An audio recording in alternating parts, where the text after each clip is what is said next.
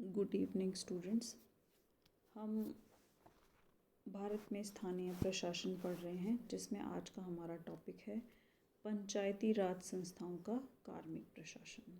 देखिए, जब किसी भी प्रशासन को चलाने की बात आती है तो उसमें दो प्रकार के संसाधन बहुत महत्वपूर्ण होते हैं, भौतिक संसाधन और मानवीय संसाधन। तो जो फिज़िकल रिसोर्सेज होते हैं, जैसे कि बिल्डिंग्स हुई या टेक्नोलॉजिकल सपोर्ट है या फर्नीचर है या और चीज़ें जो हैं, वो इम्पॉर्टेंट होता है। उसके साथ में जो ह्यूमन रिसोर्स होता है वो किस संदर्भ में महत्वपूर्ण होता है कि भौतिक संसाधनों का संचालन जो है वो मानवीय संसाधन के बिना संभव नहीं हो पाता है। यानी कि किसी भी इंस्टीट्यूशन को अगर हम कार्यकुशल, दक्ष और सफल, प्रभावी बनाना चाहते हैं तो उसमें भौतिक संसाधनों के साथ साथ शब्द का इस्तेमाल मैं इसलिए कर रही हूँ कि भौतिक संसाधनों को पूरी तरह से नेगलेक्ट नहीं किया जा सकता है, उनकी बहुत महत्वपूर्ण भूमिका होती है। उनके साथ साथ मानवीय संसाधन भी बहुत महत्वपूर्ण होते हैं, क्योंकि उन दोनों के अगर दोनों ही संसाधन किसी संस्था के पास में अच्छी स्थिति में है तो ही वो सफलतापूर्वक काम कर पाता है। तो जब हम मानवीय संसाधनों की बात करते हैं तो उसका मतलब होता है उस संगठन में काम करने वाले कार्मिक।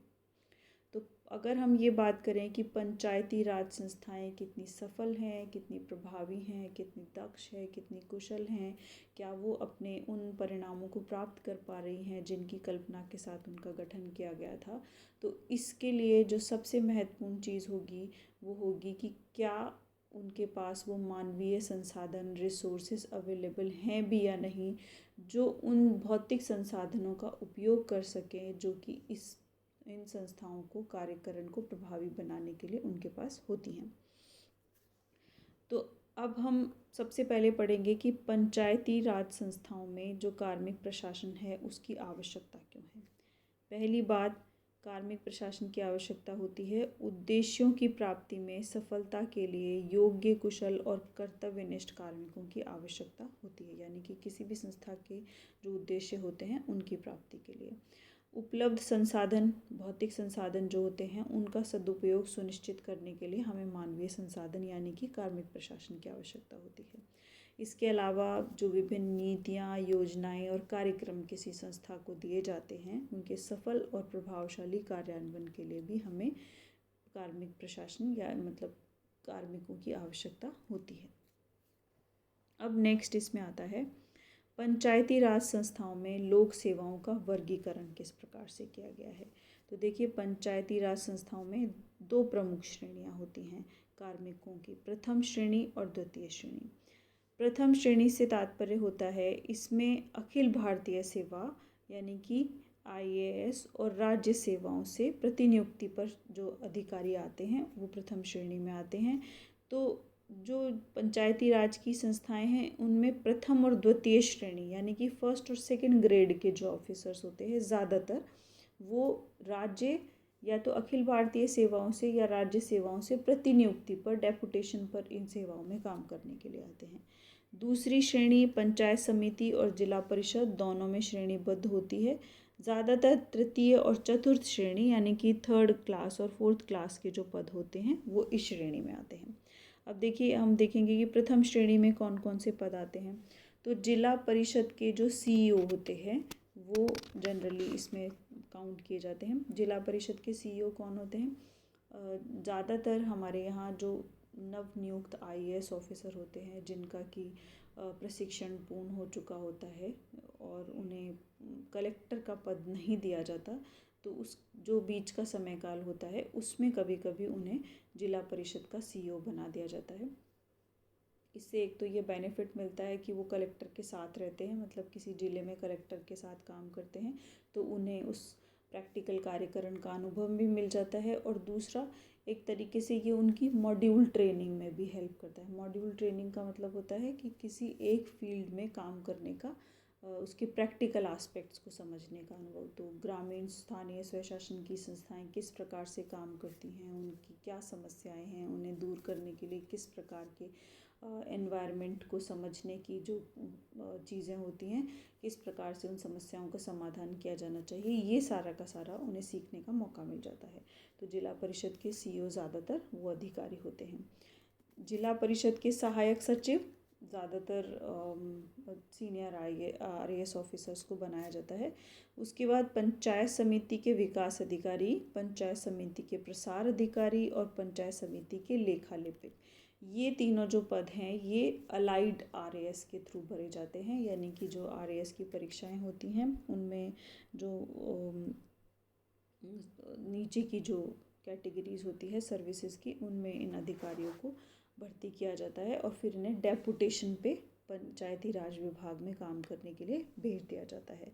तो इनकी भर्ती कौन करेगा? ऑब्वियसली अगर वो आईएएस कैटेगरी के ऑफिसर हैं तो इसका मतलब यूपीएससी से चयनित होकर आते हैं, और अगर वो आरएएस कैटेगरी के हैं या अलाइड कैटेगरी के हैं तो इसका मतलब आरपीएससी से चुनकर आते हैं। तो इनकी भर्ती एजेंसी आरपीएससी और यूपीएससी होती है। उसके बाद आते हैं द्वितीय श्रेणी जो है, जो कि पंचायत समिति और जिला परिषद की सेवा में श्रेणीबद्ध कर दी गई है। इसमें तृतीय और चतुर्थ पद आते हैं, जिसमें ग्राम सेवक, ग्राम सेविका, प्राथमिक शाला के अध्यापक, लिपिक, फील्डमैन, स्टॉकमैन एट्सेट्रा आते हैं। ये वर्गीकरण इनकी सेवाओं का किया गया है। प्रथम श्रेणी में कौन से आते हैं और द्वितीय श्रेणी में कौन से आते हैं। अब आता है पंचायती राज में लोक सेवकों की भर्ती। तो जैसा कि मैं आपको बता चुकी हूँ, प्रथम श्रेणी की भर्ती एजेंसी आरपीएससी और यूपीएससी होती है, जो कि मैं आपको डिटेल में बता चुकी हूँ कि जिला परिषद के सीईओ जो होते हैं वो यूपीएससी से भर्ती करेंगे, क्योंकि यूपीएससी द्वारा भर्ती किए गए अधिकारी होंगे, क्योंकि वो आईएएस ऑफिसर्स होते हैं। उसके बाद के जितने अधिकारी हैं वो आरएएस या अलाइड आरएएस सर्विसेज से आते हैं, तो उनकी भर्ती एजेंसी आरपीएससी होती है। द्वितीय श्रेणी के जो पद होते हैं उनमें 3 विधियों से भर्ती की जाती है: सीधी भर्ती, पदोन्नति से भर्ती और स्थानांतरण से भर्ती। देखिए, सीधी भर्ती जो होती है वो निम्नतम ग्रेड में भर्ती की जाती है। इसमें मतलब सीधी भर्ती ज़्यादातर निचले पदों पर की जाती है। पदोन्नति निचले ग्रेड से ऊंचे ग्रेड में, जैसे कनिष्ठ पद से किसी को कनिष्ठ क्लर्क से किसी को वरिष्ठ क्लर्क बनाया गया है, तो वो पदोन्नति द्वारा भर्ती है। स्थानांतरण एक विभाग से दूसरे विभाग में स्थानांतरण के द्वारा भर्ती की जाती है। तो देखिए, अब आपसे एक क्वेश्चन पूछा जाएगा कि आपकी जिला संस्थापना समिति क्या होती है कि जिला संस्थापना समिति जिले के स्तर पर गठित की जाती है। इसमें संबंधित जिले का जिला प्रमुख जो होते हैं, जो भी जिला है उसके जो जिला प्रमुख होते हैं वो संस्थापना समिति के अध्यक्ष होते हैं। जिला परिषद के जो मुख्य कार्यकारी अधिकारी होते हैं वो इसके सदस्य होते हैं। एक वरिष्ठ उप जिला शिक्षा अधिकारी को इसका सदस्य बनाया जाता है अगर मामला किसी प्राथमिक शाला के शिक्षक से जुड़ा हुआ हो, और सक्षम अधिकारी द्वारा नाम निर्देशित कोई एक अधिकारी इसका सदस्य होता है। जिला संस्थापना समिति का काम क्या होता है? जिला संस्थापना समिति राज्य सरकार के नियमों के अनुसार पंचायत और जिला परिषद सेवाओं के रिक्त पदों के लिए, पंचायत समिति और जिला परिषद सेवाओं के रिक्त पदों के लिए भर्ती करना, इन पदों पर अस्थायी नियुक्तियों को नियमित करने, अस्थायी नियुक्ति जिसे 6 महीने से ज़्यादा रखना हो, ऐसे व्यक्तियों के नामों की सिफारिश करने, और इन सेवाओं में पदोन्नति के लिए सूचियां बनाने और दोषी कार्मिकों के विरुद्ध अनुशासनात्मक कार्यवाही करने के लिए परामर्श देने का कार्य करती है। ये जिला संस्थापना समिति है। आपसे 50 वर्ड्स में पूछा जा सकता है कि जिला संस्थापना समिति का संगठन बताइए और इसके कार्य बताइए, तो आपको बताना है कि ये जिला परिषद के जो द्वितीय श्रेणी के पद होते हैं उन पदों में भर्ती से संबंधित जिला संस्थापना समिति का गठन किया गया है। ये एक्चुअली सिर्फ भर्ती से संबंधित नहीं है। देखिए, परामर्शदात्री समिति है, हम इसमें पढ़ चुके हैं कि ये भर्ती जो रिक्त पद होते हैं वो कितने हैं, उनको किस प्रकार से उनकी भर्ती की जानी चाहिए, इस बारे में परामर्श देती है। जो नियुक्ति की जाती हैं अस्थायी नियुक्तियां, उनके बारे में सिफारिश देती है। 6 महीने से ज़्यादा अस्थायी नियुक्ति रखनी हो तो उसके बारे में सिफारिश देती है। और अनुशासनात्मक कार्यवाही करने और निचले स्तर के जो पद होते हैं उनमें पदोन्नति की सूची बनाने का भी काम करती है। तो ये जिला संस्थापना समिति होती है। अब देखिए आपकी जो बुक है एक्चुअली उसमें इस तरह से दिया हुआ है कि जो सीधी भर्ती है वो जिला परिषद और पंचायत समितियां अपने स्तर पर करवा लेती हैं, और विभिन्न पद जो हैं जैसे ग्राम सेवक, ग्राम सेविका और इनके जो पद हैं ये सारे पद जो है वो पंचायत समिति स्तर और पर जिला परिषद स्तर पर स्वयं भर्ती किए जाते हैं। लेकिन ये स्ट्रक्चर अब चेंज हो गया है, नए प्रकार से जो है वो भर्तियां की जाती हैं। तो अभी जो सिस्टम है वो क्या है कि ज़्यादातर, क्योंकि देखिए इनको कुछ शुरू में दिया गया था अधिकार ये कि ये छोटे पदों पर जैसे ग्राम सेवक के पद हैं, पटवारी के पद हैं, 3rd ग्रेड टीचर के पद हैं जो जिला परिषद के अधीन आते हैं, उनकी भर्ती ये कर सकें। लेकिन जो 2-4 भर्तियां इन्होंने कराई उसमें बहुत बड़े लेवल पर धांधली हुई और अपने अपने रिश्तेदारों को भरने की, क्योंकि ये राजनीति से प्रेरित होता है, पूरा का पूरा सिस्टम बन गया और सब अपने अपने भाई बंधुओं को लाभ देने की स्थिति में आ गए। तो उससे बहुत ज़्यादा शिकायतें हुई, बहुत धांधली हुई, बहुत बड़े स्तर पर घोटाले सामने आए। तो अब ये सिस्टम ख़त्म कर दिया गया है।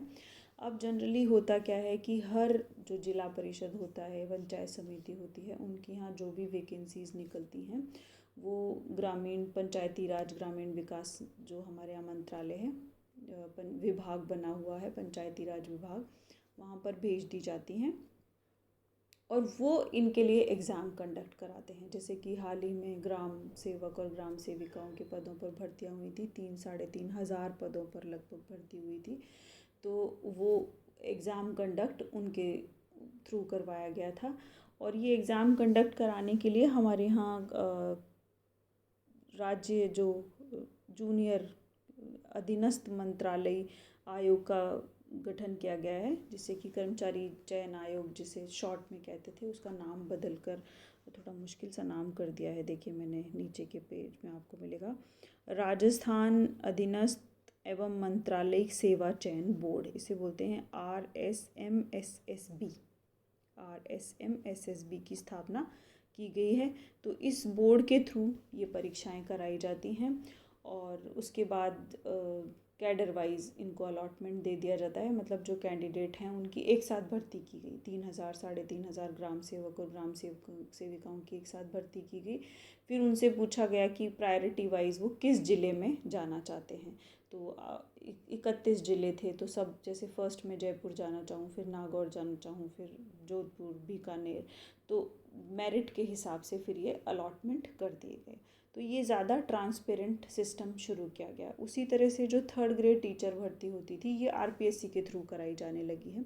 आप जानते हैं रीट के एग्ज़ाम के थ्रू ये सारा का सारा प्रोसीजर होता है। तो उसमें क्या होता है, उसमें भी सेम तरीके से इनसे अलॉटमेंट इनसे ले लिए जाते हैं कि आप बताइए आपके यहाँ स्कूल्स में कितनी कितनी कमी है। उसके बाद एक सम्मिलित वैकेंसी निकाली जाती हैं, परीक्षाएं आयोजित की जाती हैं और उसके बाद उनसे प्रायोरिटी पूछी जाती है कि आप किस किस ज़िले में पोस्टिंग लेना चाहते हैं, तो उस ज़िले में उनकी पोस्टिंग दे दी जाती है। तो ये ज़्यादा ट्रांसपेरेंट सिस्टम बनाने के लिए इसमें भर्ती एजेंसियों को शामिल किया गया है। पंचायती राज विभाग चाहे तो RPSC को रिकमेंड कर देता है कि आप एग्ज़ाम कराइए, या वो MSSB को भी रिकमेंड कर देता है कि आप एग्ज़ाम कराइए। तो RSMSSB क्या है, ये जनरली जो छोटे ग्रेड पे है, देखिए 3,600 से 3,600 रुपये से कम के पद होते हैं, मतलब 3,600 रुपये से कम का जो भर्ती होती है उसके उम्मीदवार कराता है। इसमें ये लिखित परीक्षा भी करा सकता है, पेशेवर प्रशिक्षण, यानी कि जैसे अभी जो क्लरिकल के एग्ज़ाम हुए थे तो इन्होंने कहा कि आपको टाइपिंग आनी चाहिए, स्टेनो के एग्ज़ाम होते हैं तो शॉर्ट हैंड आना चाहिए, तो उसका ये एग्ज़ाम भी लेते हैं कि आप कंप्यूटर टाइपिंग इतने मिनट में इतने वर्ड्स टाइप करके दिखाइए, ऐसे वाला भी कर सकते हैं। उसके अलावा व्यक्तिगत साक्षात्कार भी लेते हैं। तो उससे ज़्यादा जो योग्य लोग हैं, जो मेहनती हैं, या जो ऐसे कहना चाहिए कि ज़्यादा ट्रांसपेरेंट तरीके से इसमें भर्तियाँ संभव हो पाती हैं। तो अब ये पैटर्न चेंज कर दिया गया है, तो आप बुक के हिसाब से मत लिखिएगा, नए हिसाब से लिखिएगा। तो आप ये बता सकते हैं कि प्रथम श्रेणी के जो पद होते हैं ये ज़्यादातर प्रतिनियुक्ति से, यानी कि ये होते दूसरी सेवाओं में हैं, लेकिन इन्हें डेपुटेशन पर काम करने के लिए पंचायती राज संस्थाओं में भेज दिया जाता है। जबकि जो तृतीय और चतुर्थ श्रेणी के पद होते हैं वो ज़्यादातर 3 प्रकार से भरे जाते हैं: सीधी भर्ती से, पदोन्नति से, स्थानांतरण से। और इसमें भर्ती की प्रक्रियाएं जो हैं वो पंचायती राज विभाग के द्वारा की जाती हैं, जिसको कि वो भर्ती एजेंसियों को शामिल करते हैं, चाहे वो आरपीएससी हो या अधीनस्थ मंत्रालयिक चयन बोर्ड हो, उसके थ्रू ये भर्तियाँ की जाती हैं। तो ये मैंने आपको मोटा मोटा आउटलाइन बता दिया है पंचायती राज में भर्ती क्या किस प्रकार से वर्गीकरण किया गया है और उनकी भर्ती एजेंसी कौन सी होती है। उसके बाद आपसे जिला स्थापना समिति पे 50 वर्ड में क्वेश्चन पूछा जाए तो मैंने आपको वो भी बता दिया है। उसके बाद जो लास्ट है ये थोड़ा सा मैंने RSMSSB के बारे में बताया है ताकि आपको उसका नाम याद हो जाए, जो कि आप वहाँ पर लिख पाएँ, और साथ ही ये भी कि ये निम्नतम जो पद होते हैं उनके ऊपर प्रत्यक्ष भर्ती का कार्य करता है और वो उस भर्ती के लिए किस किस प्रकार से लिखित परीक्षा ले सकता है, साक्षात्कार ले सकता है, दक्षता परीक्षण ले सकता है। तो ये हमारा पार्ट 1 है इसका कार्मिक प्रशासन का। इसके बाद में जो हम पढ़ेंगे वो हम पंचायती राज कार्मिकों के शिक्षण और प्रशिक्षण के लिए कौन कौन सी संस्थाएं काम करती हैं और इनके प्रशिक्षण में क्या क्या कमियां हैं और उन्हें दूर करने के लिए क्या क्या सुझाव दिए जा सकते हैं, ये करेंगे। Thank you so much.